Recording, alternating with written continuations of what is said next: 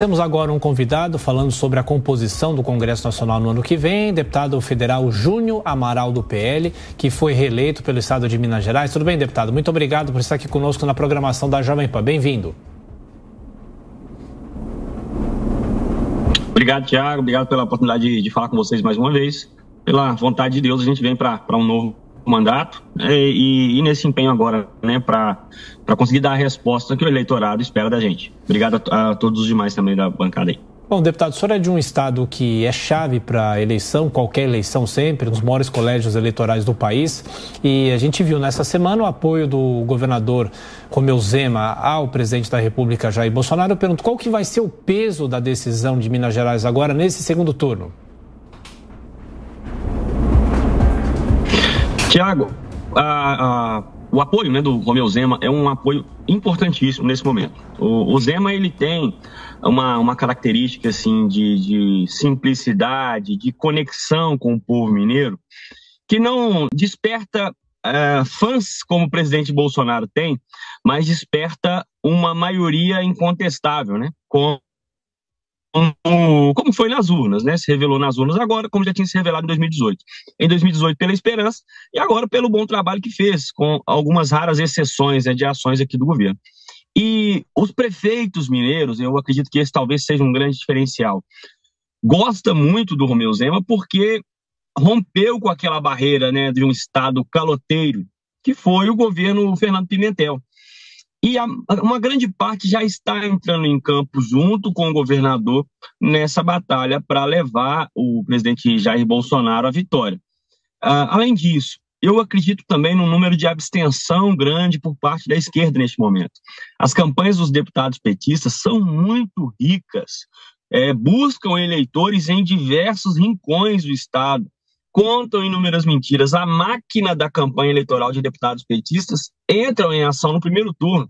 E essa máquina agora ela é enfraquecida, ligeiramente enfraquecida. Então há diversos motivos que a gente pensa que esse jogo pode virar aqui no estado. Na sequência, a pergunta do nosso comentarista Marcelo. Diga, Marcelo. Bom dia, deputado, parabéns pela reeleição. Minas Gerais tem várias regiões, é um estado bastante diversificado, né? Vale do Jequitinhonha, Triângulo Mineiro, sul de Minas, Zona da Mata. Eu gostaria de saber se na estratégia da campanha à reeleição do presidente Bolsonaro existe alguma região ou existem regiões que sejam prioritárias, tendo em vista aí o desempenho no primeiro turno. Há alguma coisa nesse sentido que o senhor possa nos contar? Olha só, não há uma discrepância tão grande entre as regiões. Há exceções, sim, de discrepância. O sul de Minas, por exemplo, é muito Bolsonaro, mas há ali diversos focos, né, também de atuação.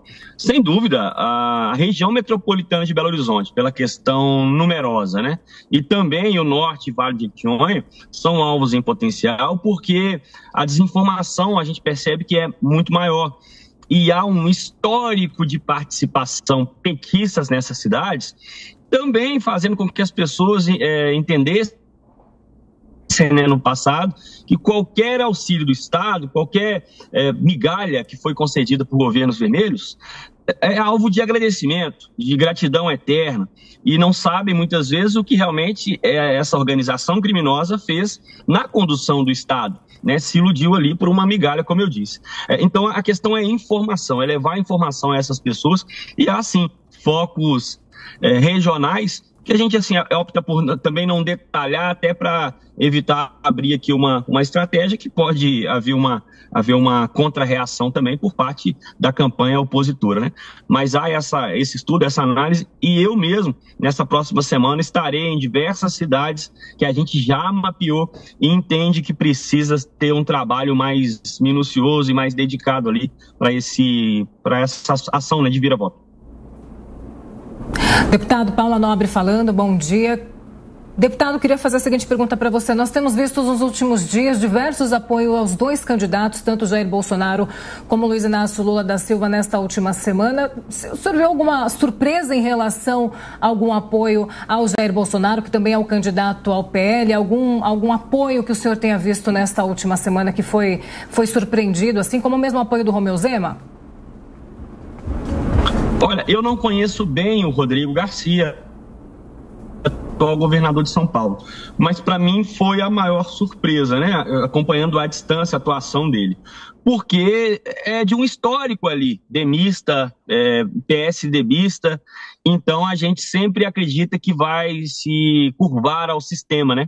Então reconheço que faria um juízo errado dele em relação a esse posicionamento, então me surpreendeu essa postura dele. Por outro lado, a campanha do candidato Tarcísio é uma campanha vitoriosa. Para mim é irrevogável a caminhada dele rumo à vitória. E então também pode ser essa avaliação que ele fez, né? Que é muito melhor, claro, estar do lado do Tarcísio, que não só, no meu ponto de vista, já é o vitorioso dessa eleição em São Paulo, como também vai fazer um excelente governo. Então, acredito que a maior surpresa, no meu ponto de vista, foi o governador de São Paulo. Deputado Júnior Amaral, falando sobre a composição do Congresso para o ano que vem e, claro, os desafios, propostas que até agora não foram aprovadas, aliás, há anos que o Brasil espera propostas como a própria reforma tributária, a reforma administrativa também. Qual o senhor acha que deve ser o pilar logo para o primeiro ano, a partir de 2023, independente de quem seja o presidente da República, mas o que o Brasil vai precisar a partir de agora?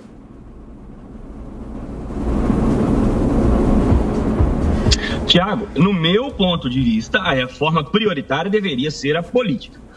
Infelizmente, por se tratar de um interesse direto de quem estaria realizando essa mudança, a gente não tem as mudanças em benefício à população, mas sim aos agentes políticos, a maioria deles pelo menos, que compõem o sistema político. Então, infelizmente, mesmo eu tendo essa compreensão de que a prioridade deveria ser a reforma política, porque sem ela todas as outras já estão influenciadas por muitas vezes maus políticos, né, que compõem o sistema e se reinventam sempre a se manter no poder, né? E pessoas que já mostraram o seu histórico que não devem representar a população, né? A gente tem diversas votações na Câmara dos Deputados que, se você parar 100 pessoas na rua para perguntar qual é o posicionamento delas, 90 vão se posicionar de uma maneira, e vai lá o Congresso Nacional e se posiciona de outro. Dentre várias outros detalhes, né, do sistema político que eu sou radicalmente contra, e a gente vê uma resistência da classe política em alterar. Porém, acredito que agora, olhando pelo lado não só do que eu vejo, mas do que o que deve acontecer, as duas reformas principais, e acredito que estão em equivalência, são as reformas tributária e também administrativa. Eu também vejo uma facilidade maior agora da gente avançar em algumas pautas de costume, né?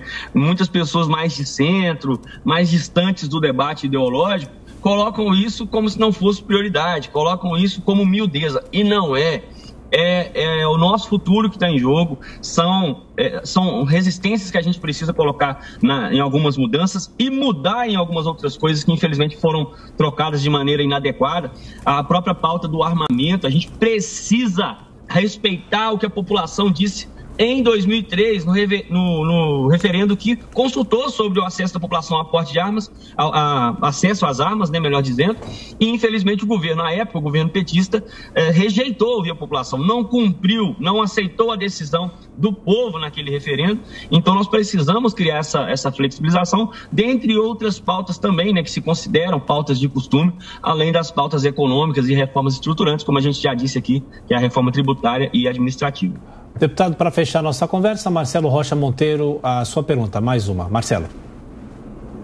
Deputado, pegando esse gancho da pauta dos costumes, nós sabemos que foi eleita uma bancada de centro-direita, uma bancada conservadora, ainda mais expressiva do que na atual legislatura. E que, portanto, a esquerda vai ter grande dificuldade de emplacar no Congresso algumas das suas principais propostas. Legalização do aborto, legalização das drogas, restrições ainda maiores ao direito à legítima defesa com arma, né, para a população, entre tantas outras. E a estratégia da esquerda costuma ser, e nada indica que vai deixar de ser assim, não tendo maioria no voto popular, perseguir a maioria no Supremo Tribunal Federal, onde ela só precisa de 6 votos. E vai ser o caminho, já foi anunciado, por exemplo, por movimentos abortistas, que não vai ser no Congresso que eles vão buscar a legalização do aborto, vai ser no Supremo. Não vai ser no Congresso que eles vão buscar a legalização das drogas, vai ser no Supremo. Como é que o senhor acha que o Congresso deve reagir a essa constante usurpação de poderes que parte do Supremo Tribunal Federal e incide sobre o poder legislativo? Marcelo, infelizmente, eu fico até constrangido de ter que falar isso, mas não dá para acreditar numa reação do Congresso, porque é, em maioria, o mesmo Congresso que se curvou à decisão absurda, arbitrária, tirana de Alexandre de Moraes quando prendeu Daniel Silveira e referendou aquela decisão. Foi avisado, amplamente avisado, não só nessa decisão que eu estou dando mero exemplo, tiveram outras dezenas que o Congresso poderia ter atuado, foi avisado e, infelizmente, grande parte do Congresso não entendeu que não se tratava apenas da figura do Daniel Silveira, mas da autonomia dos poderes, de uma fiscalização que a gente deveria exercer no Supremo Tribunal Federal, em especial pelos senadores. É evidente que, constitucionalmente falando, quem são os responsáveis por exercer essa fiscalização, mas nós temos um Senado acovardado até agora, com a presidência do Rodrigo Pacheco, mineiro como eu, que sempre se posiciona favoravelmente, de maneira célere, em tudo que se relaciona com o STF, mesmo estando aquela corte em abusos, claros abusos, seja contra o governo federal, seja contra o próprio Congresso Nacional e, muito pior, contra a população, no final das contas.